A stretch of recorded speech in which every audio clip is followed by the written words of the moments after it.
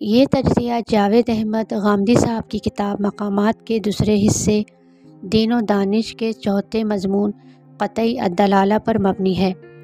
مضمون کا مرکزی نقطہ قرآن مجید کے قطعی الدلالہ یقینی دلالت ہونے پر ہے، یعنی قرآن کا پیغام واضح، غیر مبہم اور قطعی ہے، جس میں شبہ یا قیاس کی گنجائش نہیں۔ قرآن کا دعویٰ، حق اور علم۔ قرآن بارہا اپنے دعوے کی قطعیت کا اعلان کرتا ہے۔ الحق من ربک، یہ تمہارے رب کی طرف سے حق ہے۔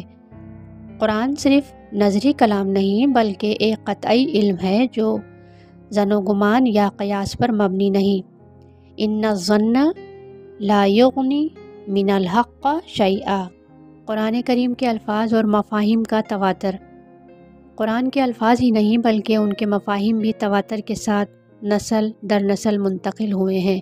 مدارس، خانقاہیں، علمی مجالس اور تفسیر، لغت، ادب سب نے اس عمل کو محفوظ رکھا ہے۔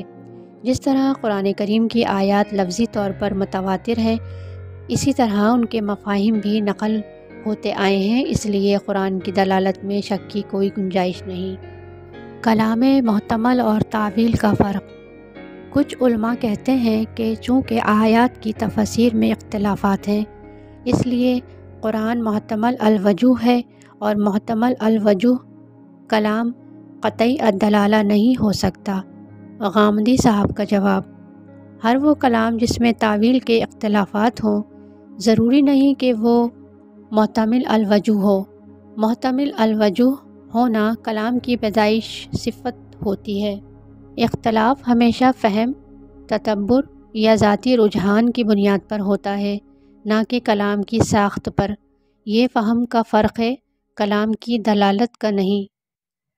تفاسیر اور ترجموں کی مثالیں: امام طبری، ابن کثیر، زمخشری، قرطبی، مودودی، اصلاحی، فراہی، سب کی تفاسیر اس بات کا ثبوت ہے کہ قرآن کریم کی آیات میں ہر جگہ کسی ایک مفہوم کو ترجیح دی گئی ہے۔ دنیا کی دسیوں زبانوں میں ترجمہ کرنے والوں نے بھی ہر آیت کے لیے ایک واضح مفہوم اختیار کیا۔ کوئی آیت ایسی نہیں جس کا ترجمہ محتمل چھوڑا گیا ہو۔ تاویلات کے اختلافات کے اسباب: فکری غلطیاں، قلت علم، قلت تدبر، سیاق و سباق سے غفلت، تعصبات، عجلت، خواہشات، یہ اسباب فہم کے اختلاف کا باعث بنتے ہیں، نہ کہ کلام کی غیر قطعیت کا۔ قرآن کی زبان اور حجت۔ قرآن عربی مبین میں نازل ہوا، صاف، واضح، قطعی اور فصیح۔ قرآن الحق ہے، العلم ہے، میزان اور فرقان ہے، پوری دنیا کے لیے نذیر ہے۔ لو کان من عند غیر اللہ لوجدوا فیہ اختلافا کثیرا۔ قرآن کریم صرف ایک الہامی کتاب نہیں بلکہ قطعی دلالت رکھنے والا نص ہے، جس کے الفاظ و مفاہیم صدیوں سے متواتر منتقل ہو رہے ہیں۔ اس کے مفاہیم میں اگر کوئی اختلاف ہے تو وہ فہم کی غلطی ہے، کلام کی ساخت میں کوئی ابہام نہیں۔ قرآن کریم کوئی مبہم یا محتمل کتاب نہیں بلکہ رب العالمین کی قطعی اور واضح ہدایت ہے۔ اختلافات اگر ہیں تو ہمارے فہم میں ہیں، کلام میں نہیں۔ آئیے قرآن کو اس کی اصل روشنی میں سمجھیں، جانیں اور اپنی زندگی کا رہنما بنائیں۔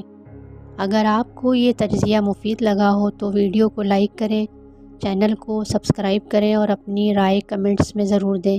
علم کی روشنی کو پھیلانے میں ہمارا ساتھ دیں، شیئر کریں، سوچیں اور سچائی کی تلاش میں ہم سفر بنیں۔